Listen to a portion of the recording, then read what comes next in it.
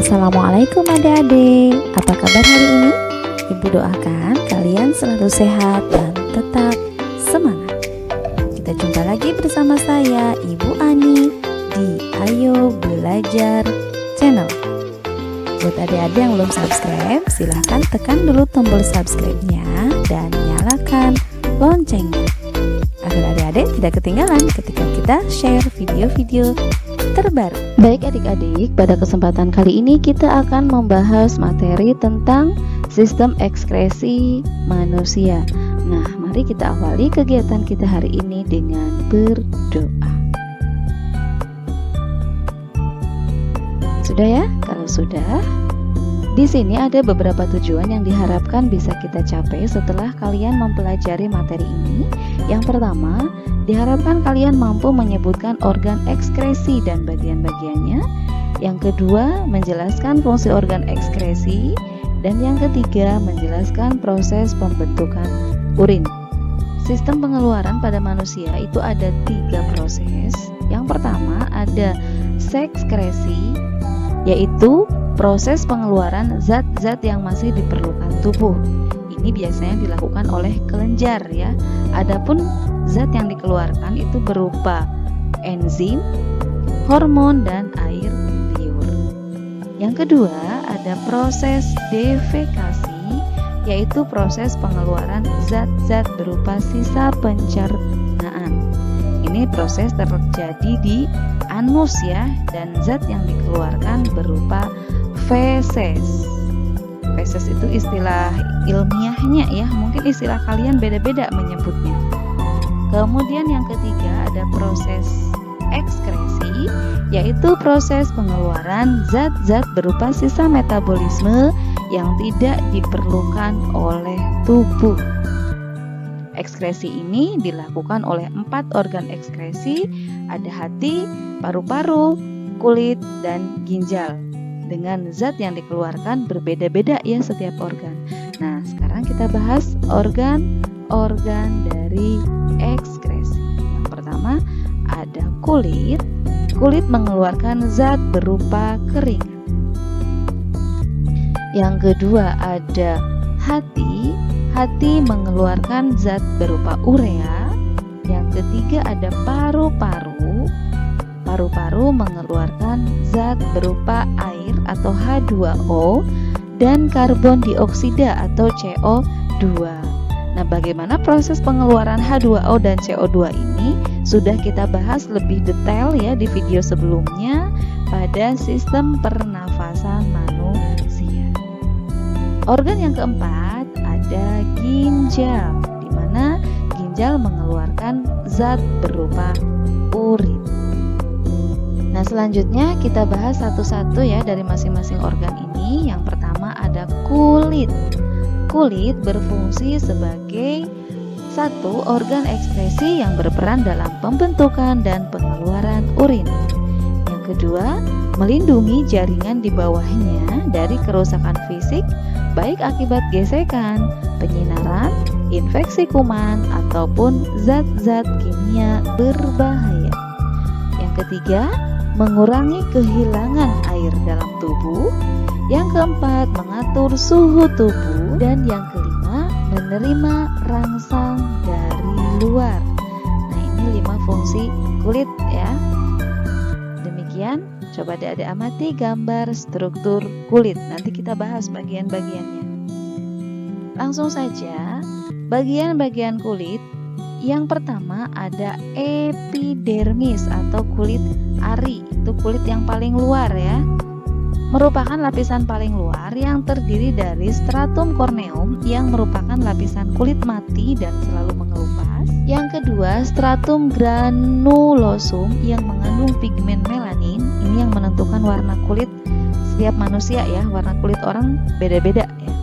Yang ketiga, stratum germinativum yang terus-menerus membentuk sel-sel baru untuk menggantikan sel kulit yang terkelupas. Nah, lapisan epidermis tuh ini yang paling atas ya, paling luar nih. Selanjutnya, lapisan yang kedua ada dermis atau kulit jangat. Nah, ini dermis, dimana di dalam dermis itu ada banyak jaringan-jaringan ya. Pada lapisan dermis terdapat yang pertama ada kelenjar keringat atau glandula sudarifera yang akan menyerap air, ion-ion NaCl dan urea dari dalam darah yang kemudian dikeluarkan melalui pori-pori. Yang kedua ada kelenjar minyak, glandula sebacea. Yang ketiga ada otot penggerak rambut. Yang keempat ada pembuluh darah. Yang kelima ada pembuluh limfa. Dan ada juga jaringan syaraf. Nah, di sini ada kelenjar keringat, ada kelenjar minyak tadi ya, kemudian ada otot penggerak rambut, kemudian ada pembuluh darah, di sini ada vena, ada arteri ya, kemudian ada jaringan syaraf. Selanjutnya yang terakhir ada hipodermis atau lapisan subkutan. Ini yang paling bawah nih. Di sini ada yang kuning-kuning. Ini yang berwarna kuning adalah lemak ya. Tersusun dari jaringan ikat yang berfungsi untuk melekatkan kulit pada otot dan jaringan lemak sehingga berfungsi untuk menjaga suhu tubuh. Nah, ini bagian-bagian dari kulit ya. Selanjutnya, faktor-faktor yang mempengaruhi produksi keringat. Yang pertama ada jenis kelamin, di mana laki-laki cenderung memproduksi keringat lebih banyak ya dibandingkan perempuan. Yang kedua ada usia. Yang ketiga ada kondisi lingkungan. Pada saat cuaca panas, produksi keringat lebih banyak dibandingkan saat udara dingin ya. Nah, yang keempat ada jenis kegiatan. Tentu juga berbeda nih. Orang yang hanya tiduran saja dengan orang yang bergerak berolahraga, produksi keringatnya juga lebih banyak orang yang berolahraga ya. Nah, ini 4 faktor yang mempengaruhi banyak sedikitnya produksi keringat. Selanjutnya, organ yang kedua ada paru-paru. Fungsi paru-paru yaitu sebagai alat pernafasan, alat ekskresi yang mengeluarkan uap air dan karbon dioksida. Nah, ini gambarnya paru-paru ya. Sudah kita bahas di video sebelumnya tentang sistem pernafasan manusia ya, bagaimana proses paru-paru mengeluarkan uap air dan karbon dioksida. Yang ketiga ada hati atau hepar yang memiliki fungsi. Secara umum, fungsi hati adalah mengubah glukosa menjadi glikogen. Yang kedua, merombak eritrosit atau sel darah merah menjadi zat warna empedu atau biliverdin, serta zat warna urin dan feses yang disebut dengan bilirubin. Yang ketiga, menetralisir racun. Nah, yang selanjutnya ada fungsi khusus. Fungsi khusus dari hati adalah sebagai alat ekskresi. Nah, ini gambar dari hati. Di sini ada yang berwarna hijau, itu kantung empedu, dan ini adalah pankreas. Selanjutnya organ yang keempat ada ginjal. Ginjal adalah organ ekskresi yang berperan penting karena membuang sisa metabolisme melalui urin. Nah, ginjal berfungsi untuk menyaring darah yang mengandung zat sisa metabolisme dari sel seluruh tubuh. Kemudian ginjal terletak di kanan kiri tulang pinggang. Jadi manusia itu mempunyai sepasang ginjal ya di sebelah kanan dan kiri pada tulang pinggang. Ginjal kiri letaknya lebih tinggi dari ginjal kanan, dan ginjal di sini berwarna merah karena mengandung banyak darah. Nah, ini ginjal itu kita punya satu pasang ya, bentuknya seperti kacang merah. Kemudian di sini ada saluran, itu ureter. Ureter itu yang berfungsi untuk menyalurkan urin ke kantung kemih. Ini ya, ini ureter. Kemudian ini kantung kemih, dan di sini ada uretra.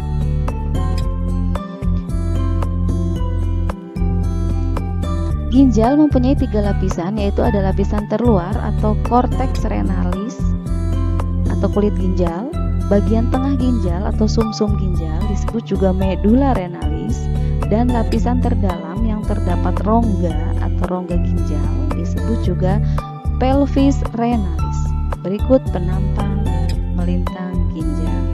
Nah, ini yang paling luar itu korteks atau kulit, kemudian di sini ada medula atau sumsum ginjal, dan ini rongga ginjal atau pelvis. Di sini ya. Selanjutnya, sel ginjal atau nefron. Nefron adalah unit terkecil penyusun ginjal, berperan penting dalam penyaringan darah.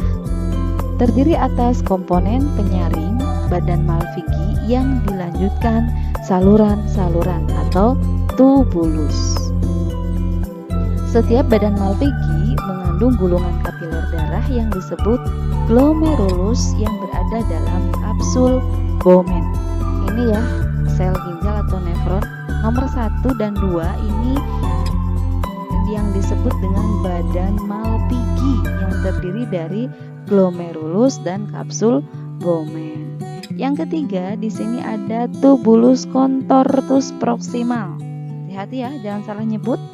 Tubulus contortus proximal. Kemudian yang keempat, ini turun ke bawah ada lengkung Henle. Nah, naik lagi yang kelima, ini ada tubulus contortus distal. Yang terakhir di sini ada tubulus collectivus. Proses pembentukan urin. Ada 3 tahap ya proses pembentukan urin, kita bahas satu-satu. Yang pertama ada filtrasi atau penyaringan, yaitu tahap pembentukan urin primer.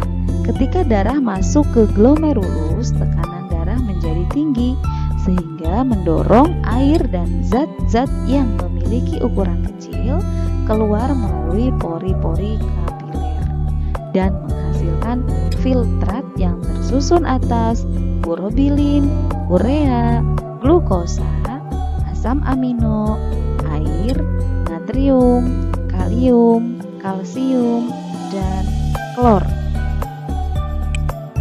Selanjutnya, filtrat ini disimpan sementara di dalam kapsul Bowman dan disebut sebagai urin primer. Darah dan protein tetap di kapiler darah karena tidak dapat menembus pori-pori glomerulus. Nah, itu tadi proses yang pertama yaitu filtrasi.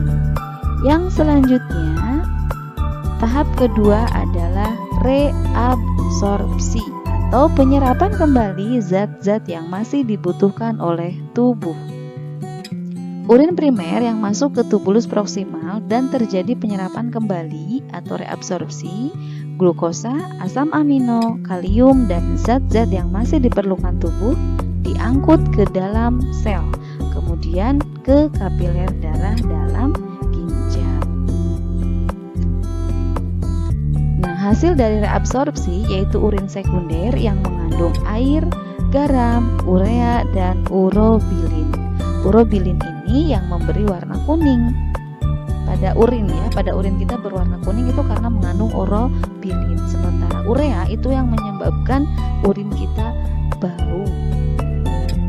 Selanjutnya, urin sekunder mengalir melalui lengkung Henle menuju ke tubulus distal. Di lengkung Henle, air dalam urin sekunder juga direabsorpsi. Nah, itu tahap yang kedua. Tahap yang ketiga yaitu augmentasi. Pada tubulus distal terjadi proses augmentasi yaitu pengeluaran zat-zat yang tidak diperlukan dalam urin sekunder. Urin sekunder dan zat-zat sisa inilah yang disebut urin sesungguhnya. Selanjutnya, urin sesungguhnya disalurkan ke pelvis renalis, kemudian keluar dari ginjal melewati ureter dan menuju kantung kemih untuk disimpan sementara. Kantung kemih itu memiliki dinding yang elastis, mampu meregang untuk menampung urin setengah liter, 0,5 liter. Nah, Nah, urin keluar dari kantung kemih karena adanya tekanan dalam kantung kemih. Biasanya terasa seperti penuh ya. Dengan begitu, kemudian kantung kemih memberi sinyal yang menunjukkan bahwa kantung kemih itu penuh, sampai akhirnya kita mempunyai hasrat, mempunyai keinginan untuk mengeluarkan urin tersebut. Nah, sinyal tersebut memicu kontraksi otot perut dan otot kantung kemih yang menyebabkan urin keluar tadi melalui uretra. Ya.